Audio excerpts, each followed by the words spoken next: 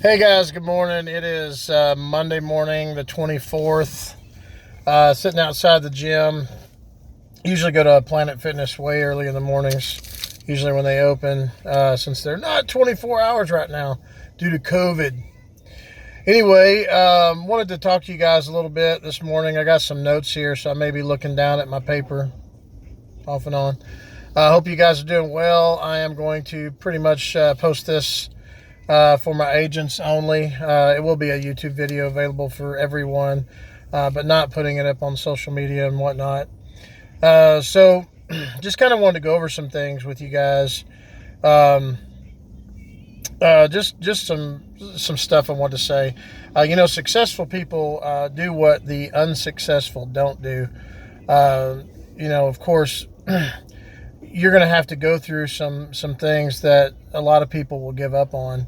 In the life insurance industry, for instance, a lot of people don't like making calls, but sometimes we have to make these calls to set these appointments. What happens is a lot of times, people don't like rejection. They give up. Whether it be people answering the phones and not wanting to book the appointment. Especially with COVID right now, a lot of people, it makes them nervous. They might not want you to come to their house. I assure people, I'm going to have a mask along when I go. Now, have I worn one in the house? No.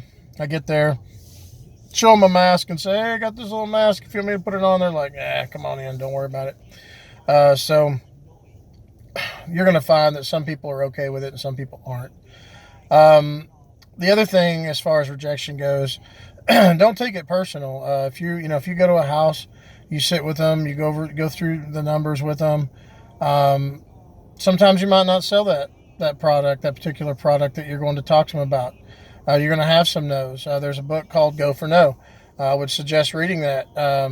You don't need to take it personal. Just move on to the next one. When you get into life insurance business, it's kind of a numbers game, but you can actually improve those numbers by having a good skill set that you'll learn to put along with that.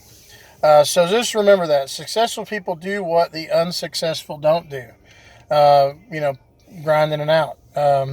And remember this: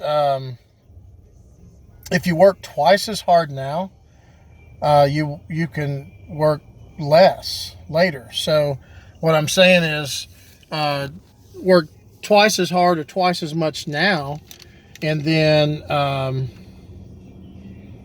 you'll work half as long. Does that make sense? Put in the work now on the front end so that later on you can reap the benefits and not have to work as much. In the life insurance industry, we get residual income as well as the paid up front income. So remember that. A lot of people that haven't been in life insurance don't realize that. Sure, it's commission based, and sure, you have to talk to people to make sales to be successful. But just remember, just keep that ball rolling, and it's a snowball effect. You get 9 months down the road, you start getting residual checks. When you're getting $3,000 and $4,000 checks extra every month, besides what you're selling, that makes it kind of nice. So for instance, say you're selling, one or two apps a week, man, $1,700 a week income. That's pretty nice income coming in a week. And you do that 14, 15 months, and then you're going to start seeing these $3,500, $4,500 checks coming in each and every month after that. So besides making over $1,000 a week, you're going to be getting these fat checks later on, and they're going to keep coming in. Just keep writing business. So this video probably a little longer than I wanted, but just remember that. Just a couple of apps a week, and set some goals. Give you an example. I plan on working 45 weeks a year. That's seven weeks off in a year. That's vacation time, sick time, play time, whatever you want that to be. Just work 45 45 weeks a year, write a couple of apps a week, making $1,700, a week. That's going to equivalent to about 30, 35 hours a week, maybe. And those aren't hard hours. Some of those are on the phone hours. That's not a back-breaking job. So if you multiply that out, 30 hours a week times 45 weeks, that's 1,350 hours a year. You're making $111 an hour. Tell me what job you can go out there and make $111 an hour. You're making that's a lawyer doctor income right there. $111 an hour. So keep that in mind. And then if you get some rollovers, retirement rollovers, annuity rollovers, you find some annuity money. You can make some extra money one a month. You can make an extra 60 grand a year doing that. So you need to sit down, find out what you need to make. I figure if you Google it, probably average yearly income for a basic average life insurance agent is going to be about $45,000 a year. I figure middle American average income to make ends meet, to get your bills paid, probably about $50,000 a year. So wealthy people have a abundance mentality. If you're just getting by, you don't know it, but you have a poverty mindset, and you got to get out of that mindset and start thinking like wealthy people do, for abundance. So take the $50,000 mindset. That's what I got to make to get by or get my bills paid. That's probably average here in Arkansas or Missouri, probably. Some of these other states, northern states, Michigan, Detroit, up there in those areas, it's probably double or triple that to live. California.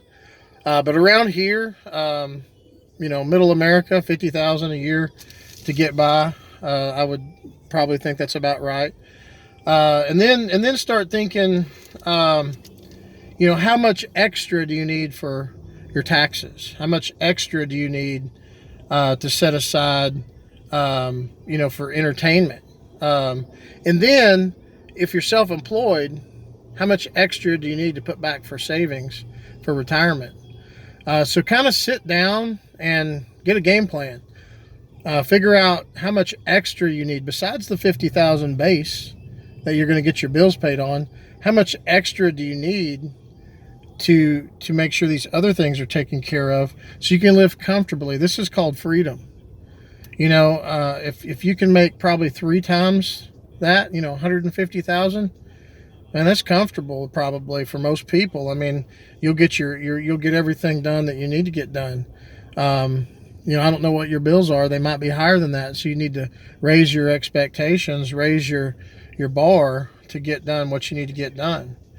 So anyway, get you a calendar, sit down, set you some daily goals, some weekly goals, get a game plan. If you use a calendar and you follow a system, you can get this done. You can make this happen pretty easy. If you're trying to do it, buckshot style, load the shotgun and you're slinging it on the wall to see if it's going to stick.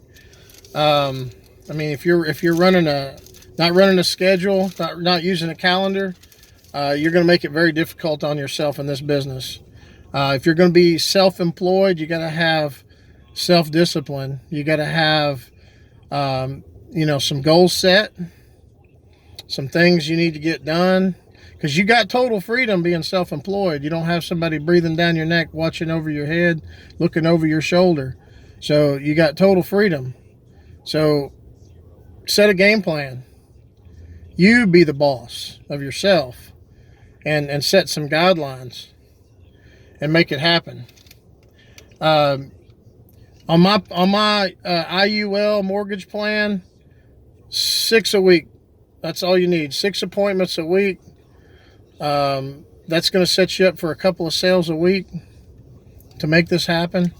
What we're talking about. And Of course, increase that if you need to make more money than that. But a couple of deals a week, it's going to set you up to making about $110,000 a year. You do one rollover a month, that's another 60, 70, 80 grand a year on top of that. You can do it. Set you some goals, set down, set you up a game plan, make it happen. You can do this working 2 days a week. You can have a dial day. You can say, okay, what day am I going to work this week? You could do that on Sunday and get your calendar ready and get your goal sheet out. I got a little book that I write goals down in. I look at it every day, read it every day. Sit down, set yourself some goals, and pick out 1 or 2 days a week that you want to work. That's all it takes to do this right here, guys. Make appointments one day. Start at 5 o'clock in the evening. Dial the phone until when? Until you get your appointments set for the next day. 5 o'clock, or until it's too late, 9 o'clock to call people. But 5 to 9, just start calling people until you get your 6 appointments for the following day. That's it. That's all you need. You can work 2 days a week and work this deal right here. I work 3 days a week. I'll dial a day and hustle the next 2 days on my 3 appointments. And depending on where my leads are coming in, I might have to split those up a little bit more, where I work 3 days a week in the field and 1 or 2 days a week on the phone, so I can drive farther away. But I'm writing more deals sometimes those weeks.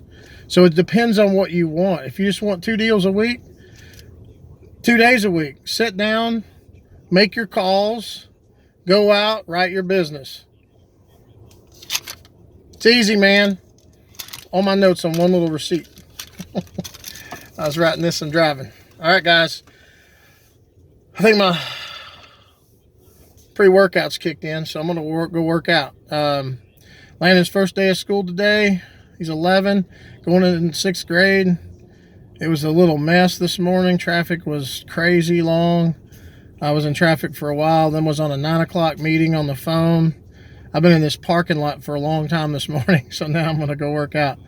Anyway, I'm going to go out and get mine this week. Are you guys going to go get yours? God bless. Love y'all. Bye.